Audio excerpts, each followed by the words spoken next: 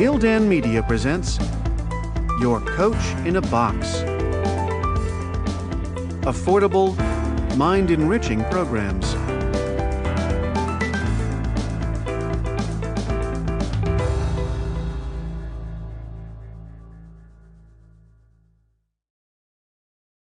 The Kybalion by 3 Initiates. The Masterwork of Esoteric Wisdom for Living with Power and Purpose. Abridged and introduced by Mitch Horowitz for the Condensed Classics Library. Narrated by Mitch Horowitz. To Hermes Trismegistus, known by the ancient Egyptians as the Great and Master of Masters, this little volume of Hermetic teachings is reverently dedicated. Preface. Why the Kybalion Matters. The short book called The Kybalion, published in 1908, is probably the most popular and, in my estimation, the most important occult work of the 20th century.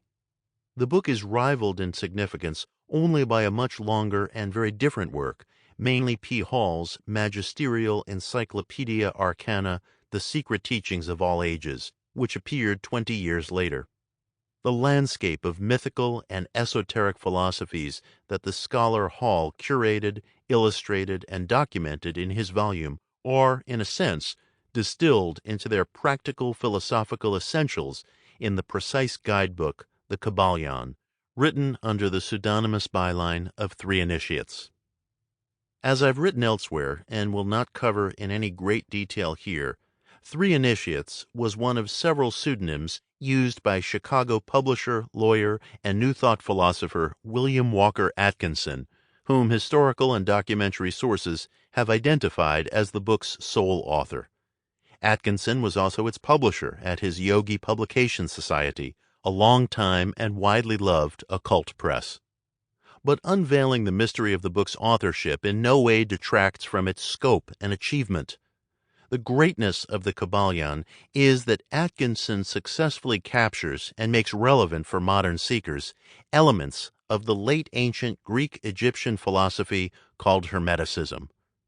Hermeticism grew out of the intellectual ferment of the city of Alexandria in the decades immediately following Christ. In the closing generations of Egyptian antiquity, a diffuse collection of Greek writers, who were part of the Hellenic ruling class that presided over the fading empire, encountered the priesthoods, temple orders, and initiatory religions of Egypt's dissipating spiritual culture.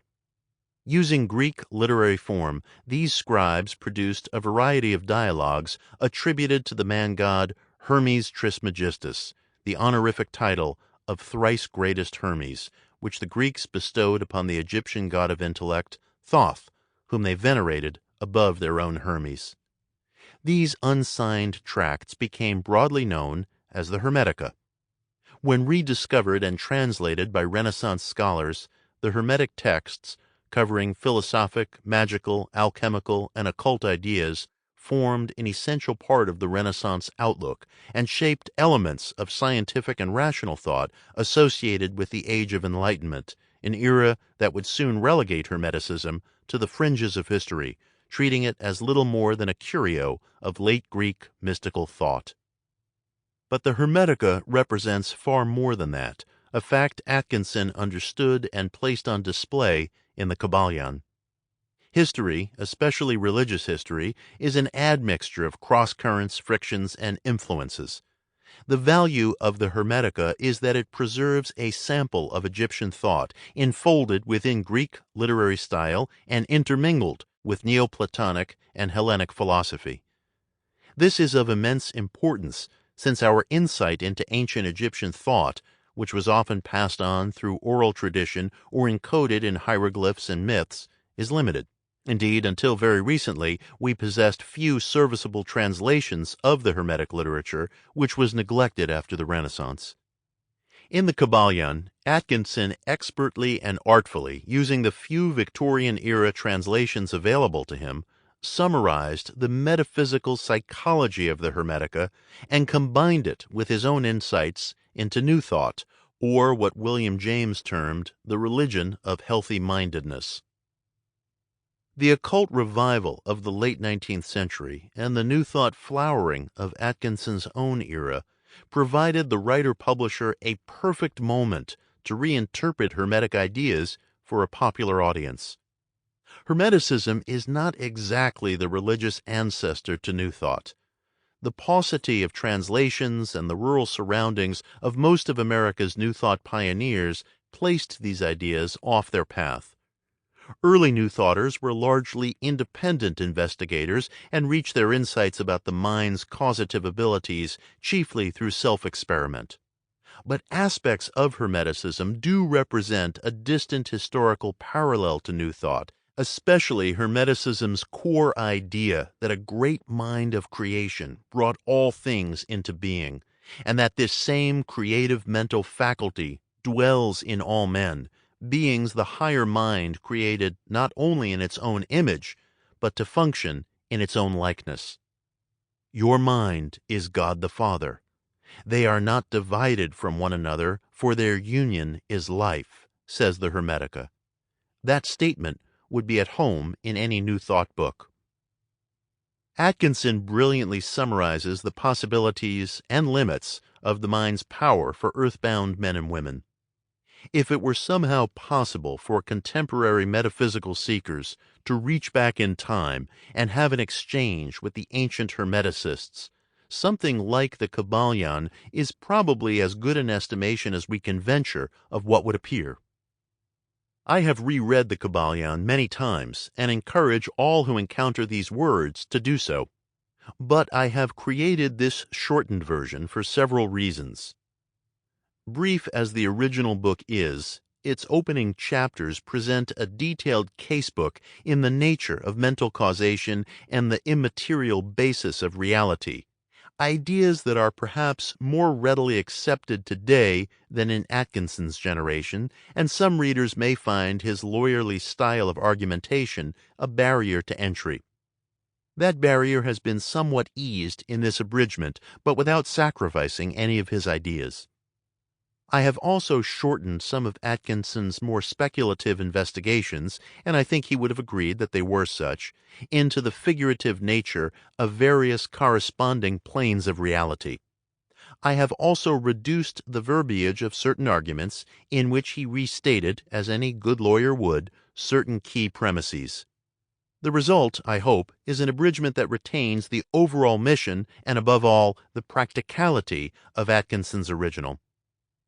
This digest-sized edition is not a substitute for the original, but it is an excellent entry point for the newcomer and, perhaps most importantly, a way for longtime readers and lovers of the book to re-experience or remind themselves of key points. Most importantly, it falls to you, the reader and listener, to enact and experience these ideas in your life. For otherwise, the book counsels, the Hermetic teachings will be as words, words, words to you. Mitch Horowitz.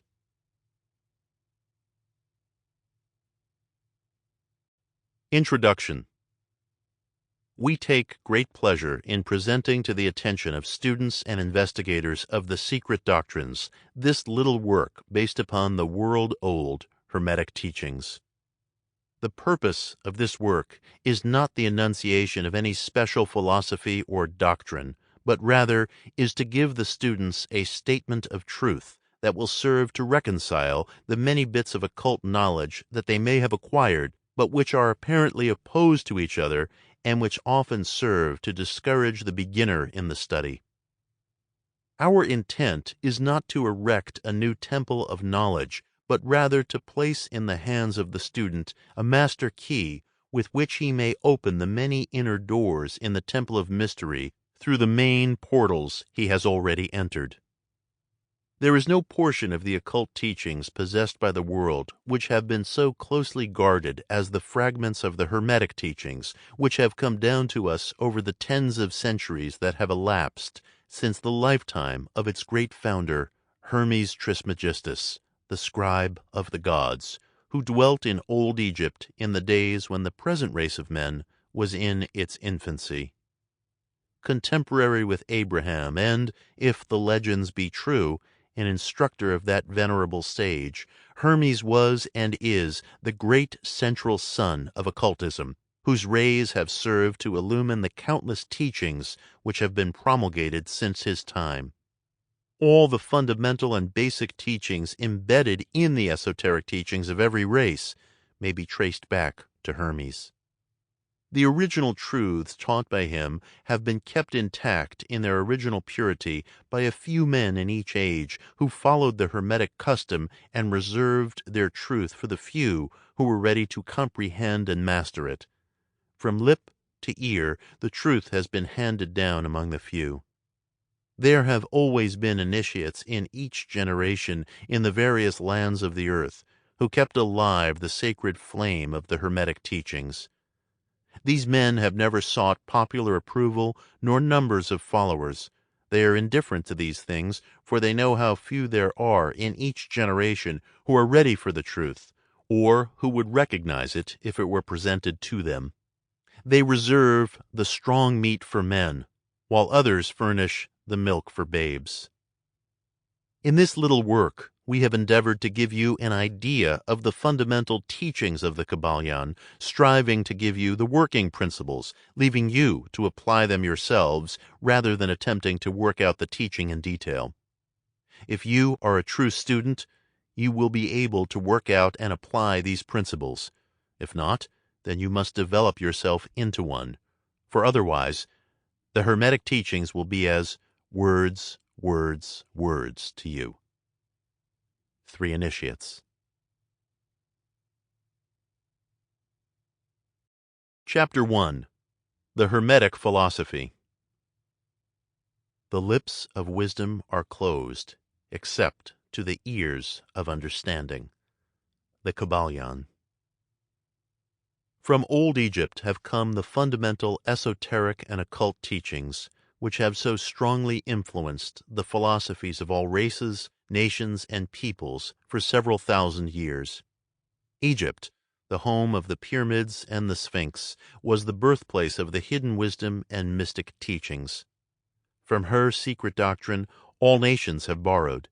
India, Persia, Chaldea, Media, China, Japan, Assyria, ancient Greece and Rome, and other ancient countries partook liberally at the feast of knowledge which the hierophants and masters of the land of Isis so freely provided for those who came prepared to partake of the great store of mystic and occult lore which the masterminds of that ancient land had gathered together.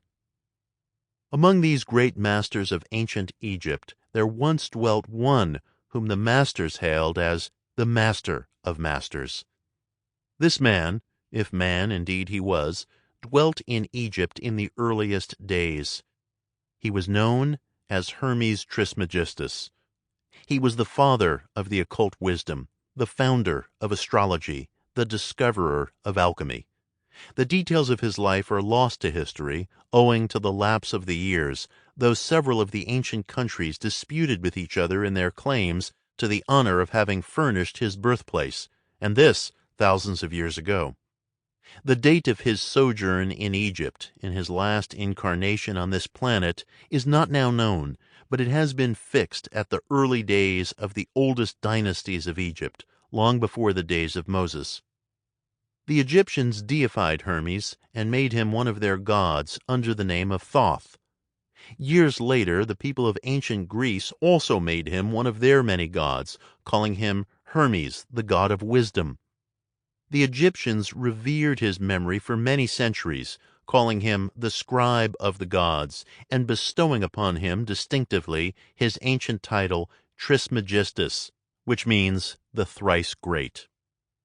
In the early days, there was a compilation of certain basic Hermetic doctrines passed on from teacher to student, which was known as the Kybalion, the exact significance and meaning of the term having been lost for several centuries.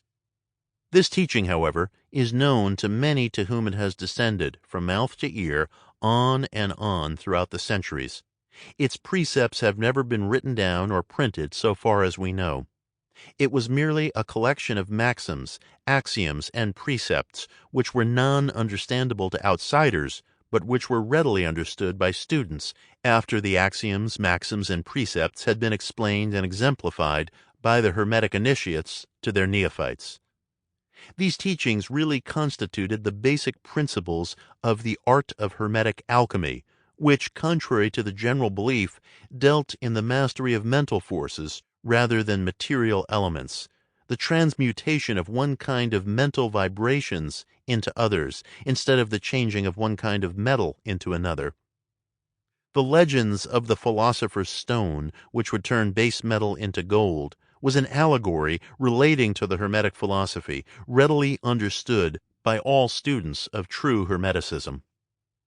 In this little book, of which this is the first lesson, we invite our students to examine into the Hermetic teachings as set forth in the Kybalion and as explained by ourselves, humble students of the teachings, who, while bearing the title of initiates, are still students at the feet of Hermes, the Master. The original maxims, axioms, and precepts of the Kybalion are printed herein in quotation marks. Our own work is printed in the regular way in the body of the work. We trust that the many students to whom we now offer this little work will derive as much benefit from the study of its pages as have the many who have gone on before. In the words of the Kybalion, "Where fall the footsteps of the Master, the ears of those ready for his teaching open wide." The Kybalion. When the ears of the student are ready to hear, then cometh the lips to fill them with wisdom. The Kybalion. So that according to the teachings, the passage of this book to those ready for the instruction will attract the attention of such as are prepared to receive the teaching. And likewise, when the pupil is ready to receive the truth, then will this little book come to him or her. Such is the law. The Hermetic principle of cause and effect, in its aspect of the law of attraction, will bring lips and ear together, pupil and book in company. Chapter 2. The 7 Hermetic Principles. The principles of truth are 7. He who knows these, understandingly, possesses the magic key before whose touch all the doors of the temple fly open. The Kybalion. The 7 Hermetic principles upon which the entire Hermetic philosophy is based are as follows. 1. The principle of mentalism. 2. The principle of correspondence. 3. The principle of vibration. 4. The principle of polarity. 5. The principle of rhythm. 6. The principle of cause and effect. 7. The principle of gender. These 7 principles will be discussed and explained as we proceed with these lessons. A short explanation of each, however, may be given at this point.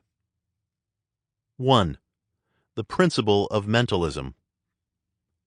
The all is mind. The universe is mental. The Kybalion. This principle embodies the truth that all is mind. It explains that the all, which is the substantial reality underlying all the outward manifestations and appearances which we know under the terms of the material universe, the phenomena of life, matter, energy, and, in short, all that is apparent to our senses, is spirit, which in itself is unknowable and undefinable, but which may be considered and thought of as a universal infinite living mind. It also explains that all the phenomenal world or universe is simply a mental creation of the all, subject to the laws of created things, and that the universe as a whole, and in its parts or units, has its existence in the mind of the all, in which mind we live and move and have our being. This principle explains the true nature of energy, power, and matter, and why and how all these are subordinate to the mastery of mind. One of the old Hermetic masters wrote long ages ago, "He who grasps the truth of the mental nature of the universe is well advanced on the path to mastery." 2. The principle of correspondence. As above, so below. As below, so above. The Kybalion. This principle embodies the truth that there is always a correspondence between the laws and phenomena of the various planes of being and life. The old Hermetic axiom ran in these words: as above, so below, as below, so above. And the grasping of this principle gives one the means of solving many a dark paradox and hidden secret of nature.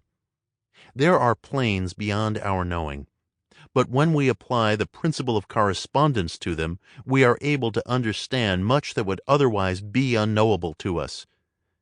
This principle is of universal application and manifestation on the various planes of the material, mental, and spiritual universe. It is a universal law.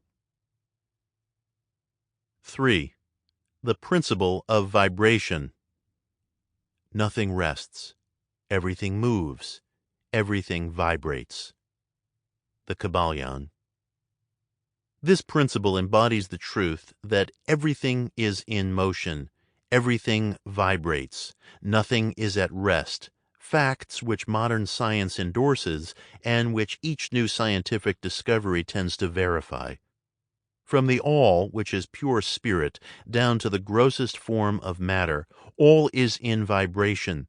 The higher the vibration, the higher the position in the scale. The vibration of spirit is at such an infinite rate of intensity and rapidity that it is practically at rest, just as a rapidly moving wheel seems to be motionless. At the other end of the scale, there are gross forms of matter whose vibrations are so low as to seem at rest. Between these poles are millions upon millions of varying degrees of vibration. From corpuscle and electron, atom and molecule to worlds and universes, everything is in vibratory motion. An understanding of this principle, with the appropriate formulas, enables Hermetic students to control their own mental vibrations as well as those of others. The masters also apply this principle to the conquering of natural phenomena in various ways. He who understands the principle of vibration has grasped the scepter of power, says one of the old writers. 4. The principle of polarity. Everything is dual. Everything has poles. Everything has its pair of opposites. Like and unlike are the same. Opposites are identical in nature, but different in degree. Extremes meet. All truths are but half-truths. All paradoxes must be reconciled. The Kybalion. This principle embodies the truth that everything is dual. Everything has two poles. Everything has its pair of opposites, all of which were old Hermetic axioms. It explains the old paradoxes that have perplexed so many, which have been stated as follows: thesis and antithesis are identical in nature, but different in degree. Opposites are the same, differing only in degree. The pairs of opposites may be reconciled. Extremes meet. Everything is and isn't at the same time. All truths are but half-truths, etc. It explains that in everything there are two poles or opposite aspects, and that opposites are really only the two extremes of the same thing, with many varying degrees between them. To illustrate, heat and cold, although opposites, are really the same thing, the differences consisting merely of degrees. Look at your thermometer and see if you can discover where heat terminates and cold begins. There is no such thing as absolute heat or absolute cold. The two terms simply indicate varying degrees of the same thing, and that same thing that manifests as heat and cold is merely a form, variety, and rate of vibration. The same principle manifests in the case of light and darkness, which are the same thing, the difference consisting of varying degrees between the two poles of the phenomena. What is the difference between large and small, between hard and soft, between black and white, between sharp and dull, between noise and quiet, between high and low, between positive and negative? The principle of polarity explains these paradoxes, and no other principle can supersede it. The same principle operates on the material plane. Let us take a radical and extreme example, that of love and hate, two mental states apparently totally different. And yet there are degrees of love and degrees of hate, and a middle point in which we use the terms like or dislike, which shade into each other so gradually that sometimes we are at a loss to know whether we like or dislike or neither. All are simply degrees of the same thing, as you will see if you will but think a moment. And more than this, and considered of more importance by the Hermetists, it is possible to change the vibrations of hate to the vibrations of love in one's own mind and in the minds of others. Many of you who read these lines have had personal experiences of the involuntary rapid transition from love to hate, and the reverse, in your own case and that of others. And you will therefore realize the possibility of this being accomplished by the use of the will, by the means of the Hermetic formulas. Good and evil are but the poles of the same thing, and the Hermetist understands the art of transmuting evil into good by means of an application of the principle of polarity. In short, the art of polarization becomes a phase of mental alchemy, known and practiced by the ancient and modern Hermetic masters. An understanding of the principle will enable one to change his own polarity as well as that of others, if he will devote the time and study necessary to master the art. 5. The principle of rhythm. Everything flows out and in. Everything has its tides. All things rise and fall. The pendulum swing manifests in everything. The measure of the swing to the right is the measure of the swing to the left. Rhythm compensates. The Kybalion.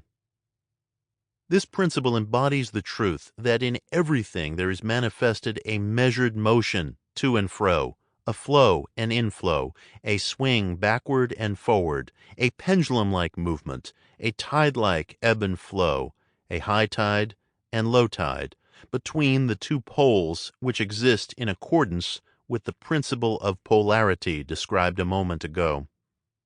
There is always an action and a reaction, an advance and a retreat, a rising and a sinking. The Hermetists have grasped this principle, finding its universal application, and have also discovered certain means to overcome its effects in themselves by the use of the appropriate formulas and methods. They apply the mental law of neutralization. They cannot annul the principle or cause it to cease its operation, but they have learned how to escape its effects upon themselves to a certain degree, depending upon the mastery of the principle. They have learned how to use it instead of being used by it. The master of Hermetics polarizes himself at the point at which he desires to rest, and then neutralizes the rhythmic swing of the pendulum which would tend to carry him to the other pole. All individuals who have attained any degree of self-mastery do this to a certain degree, more or less unconsciously. But the master does this consciously, and by the use of his will, and attains a degree of poise and mental firmness almost impossible of belief on the part of the masses, who are swung backward and forward like a pendulum. 6. The principle of cause and effect. Every cause has its effect. Every effect has its cause. Everything happens according to law. Chance is but a name for law not recognized. There are many planes of causation, but nothing escapes the law. The Kybalion. This principle embodies the Sample complete. Ready to continue?